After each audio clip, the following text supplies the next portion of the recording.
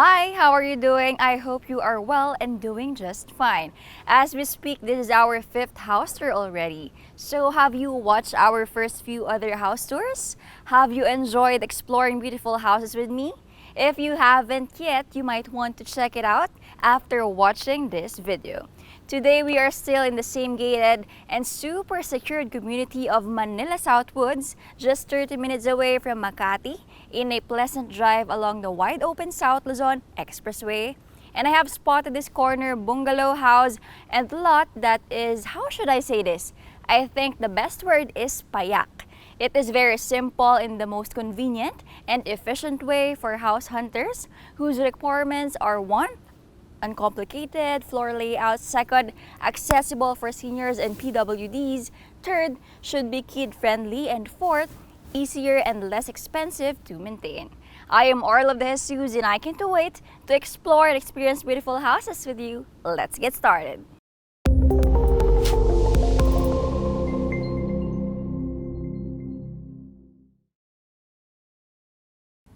This bungalow house is very eye-catching because of its different style amongst other houses in this area. It gives off a minimalist aesthetic vibe, which generally means having neutral colors, clean and organized spaces, few distractions, little to no clutter, and a calm, cozy vibe. It is extra appealing when you pass by because it is in the corner side. Hence, it provides scalability with wide extra lot spaces that give homeowners more options on how their landscape would look like. Tara, let's make that quick tour around like we usually do before going in. The property isn't gated. That is how secure the community is. You'll encounter lots of roving guards, making sure that the neighborhood is in order.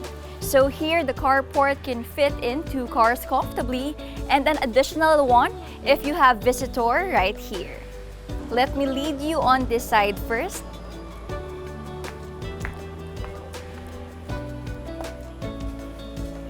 On this spacious easement, you'll see this glass sliding door and access to your room, office, or den room.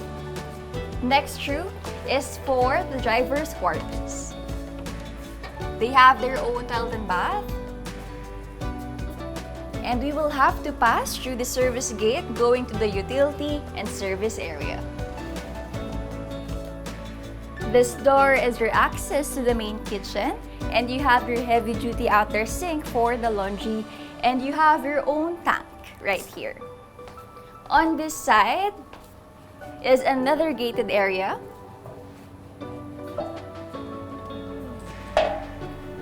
You have your transom window, and behind this wall is the kitchen. So the purpose is mainly for natural ventilation and lighting purposes when doing food preps. And also we have a big glass door access to the dining area inside. And now let's proceed going to the other side. As you may have noticed, the lush greenery starts here, going all the way to this corner. Hello from the other side, where you have your side garden and covered lanai. Not to mention, it is elevated. As you can see, you have your platform here, so you can enjoy this area without guilt of stepping on your grass. Platform is extended to the glass door access of the bedrooms of this house. The middle part is your direct access to the main living space, so this is perfect when you want to sip your coffee while wanting to breathe some fresh air. You may also use this spot to entertain guests. Okay, now let's move on and go explore the inside of this property. Come on!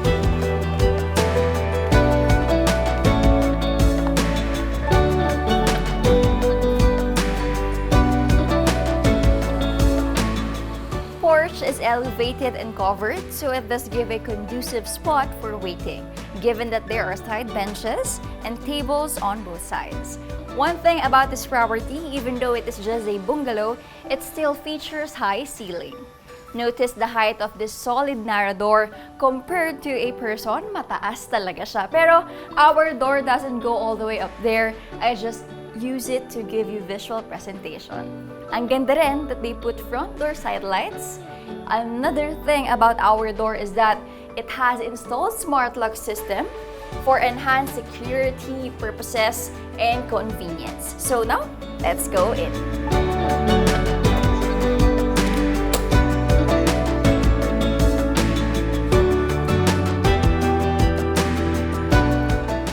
Upon entering, you'll immediately experience sense of space, air, and light. The atmosphere and ventilation is at different level due to the height itself. And the comfort it brings is very satisfactory. That's how a bungalow with high ceiling gives to its homeowners. Before we explore each spot in this house, let me do some plugging. Please do subscribe to our channel, our spot, The Spot TV. And don't forget to ring the bell button so you will be notified when we upload our next online house tour videos. You may also catch thrills of our spotted sought-after properties through our other social media accounts, FB page, The Spot TV, IG, and TikTok at The Spot TV. Please do follow and like our page. Thank you very much. So this is going to be the foyer. It is really cozy here inside. Very obvious and minimalist theme as there are no extravagant displays. Just these 3 sunburst mirrors, a very timeless decor staple. Also, one thing I just caught by now, sa glass panels dito, and this one, there is actually an awning window for airflow coming in and out of the house structure. So check sa pasok ng natural light at check din sa ventilation. On this side, you can see the continuity of this WPC wall cladding from the house exterior back. You can put an entryway console table here and put just a few essentials when coming in and out of the house like alcohol or spray to sanitize. And now, let's check the first room from the main entryway.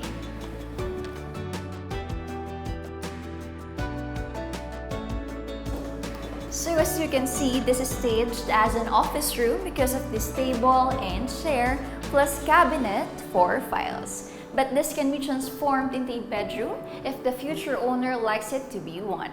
On this side, you are facing the carport. You can make a peep using these 2 windows here. And there is a huge tempered glass sliding door and access the utility area.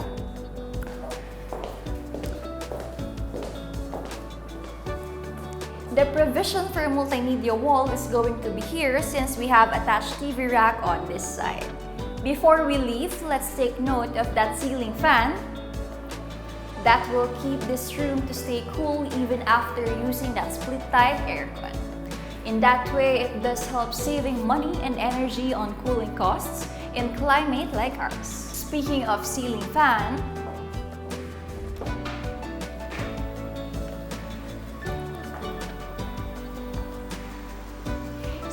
fan that huge can without a doubt effectively circulate the air in the entire living room, especially that this area is wide and has high ceiling, and everything you see right now will stay and will be part of the selling price, including this very comfy L-shaped sofa that is a very good match to the palette of this house.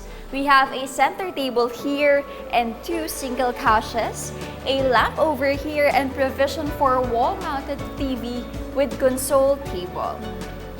There are CCTV, cameras for safety, and 2 split-type AC units for the living space, enough to make this area cool. And also, I'd like to commend the idea of putting these wall-mounted lights called sconces that create a unique ambience in this part of the house. The ambient lighting does not only look beautiful, but the warmth the light casts create an inviting and a welcoming vibe, and I think that is what can make a house feel like home. Agree? Before we forget, this door is for the common areas toilet and bath.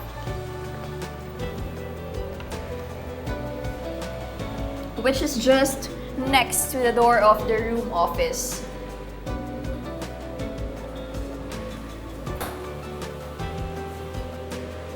Okay, since it has no toilet, this is the place to be, especially if that room will be converted to a bedroom. We have here vanity mirror, sink with cabinet, water closet, and shower area with shower enclosure. And now, let's visit the bedroom number 2, which is the master bedroom.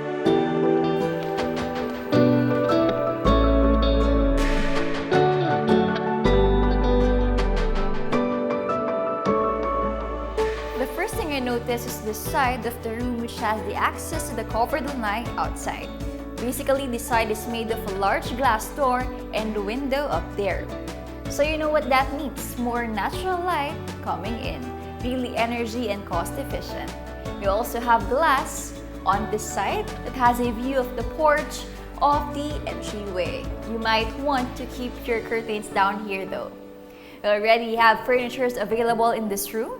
The bed with bedside table, TV console table, and another table for either work or vanity purposes. And a couch on this side. And now let's come check the master's toilet and bath.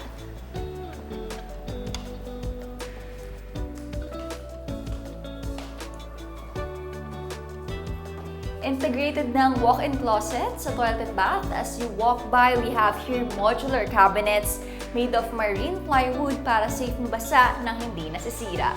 Here we have 2 sink for his and her, vanity mirror, shower area, and water closet.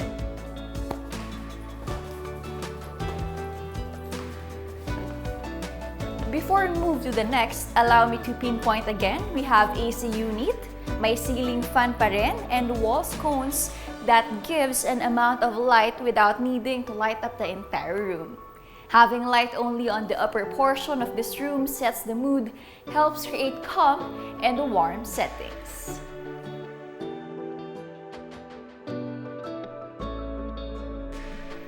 And now, let's see bedroom number 3, just across the bedroom number 2.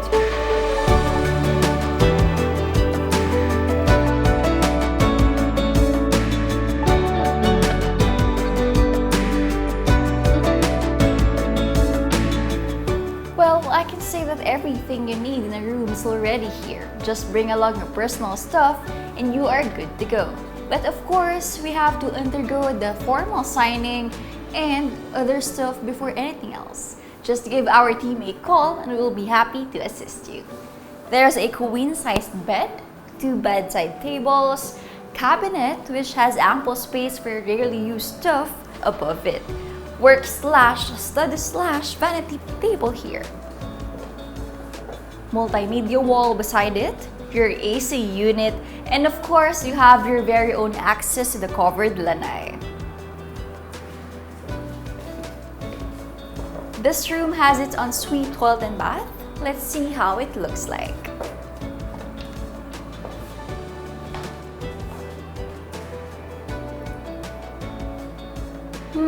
It looks like the same with one in the living space. Very simple, clean, and you have everything that actually matters.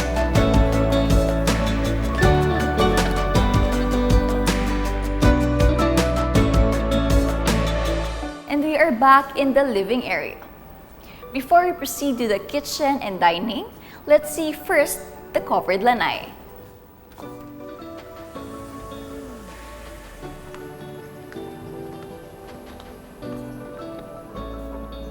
Kasi it is technically an extension of your living area. O diba, this is a very good display of nature from the house. Let's take a pause and try to get a grasp of the nature's breath. Sarap mag-coffee in the morning. So guys, don't forget to subscribe to our YouTube channel to see more beautiful houses. Tara, let's continue on. Let's go now and check the dining and kitchen. So in here, it is enclosed by this tempered glass with vertical wood slat wall divider. Through this, it subtly separates the living space to the dining and kitchen while still allowing access to both areas, since it provides people in this house a good vantage point to see objects and movements from a distance. Yet, if you want to keep the happenings here private, you just have to close this and limit the chikahan only to the side of the house.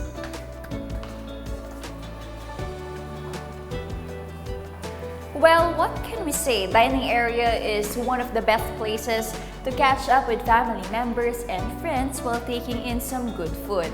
It can happen here on this round dining table, 6-seater, or you can extend and make an instant alfresco dining should this access to the back part of this property.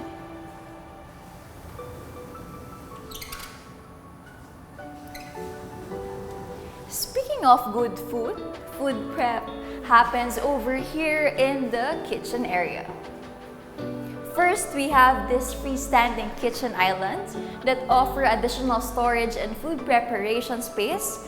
Well, I say it works particularly well in open plan spaces, like in here, as it also provides a clear line of sight between the kitchen and dining areas. Not to mention, this kitchen island counter that is made of quartz has seating capacity on the other side.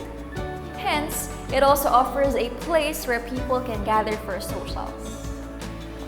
We have a built-in cooktop, this one, and range hood. Sink is right here with transom window for ventilation and catching some natural light while doing chores. The overhead cabinets here for more storage and, of course, your refrigerator. And oh, we have these 3 pendant lights above the island that makes everything well put together. The helper's quarter is just across the kitchen. Inside, we have bunk bed, cabinet, and their own toilet and bath. And this door is the access going to the utility and service area. And now let's not forget the AC unit. AC unit and the ceiling fan to keep this area cool and well ventilated. CCTV to get a hold of a timely information of any incident if need be. And that provides homeowners greater safety and improved situational awareness, right? And our house tour number 5 ends here, but before I let you go, let's do some recap of the property details. This minimalist aesthetic bungalow property sits on a total lot area of 480 square meters with a total floor area of 188 square meters. It has 3 bedrooms, 3 toilet and bath, 2 to 3 carport, garden space, lanai area. Special features of the property is that it is a corner lot, furnished with polished finish, high ceiling with complete lights and fixtures. Neighborhood is secured with 24/7 stationary and roving guards. Catch more of our online house tour videos, subscribe to our YouTube channel, and please do ring the bell button for you to be notified whenever we upload our next online tour. You can also check us out on Facebook, Instagram, and TikTok at thespotvph to know more about our current listings. Thank you so much for exploring this house and lot with me. This has been Arla Jesus. I'll see you in our next video, only here on The Spot TV.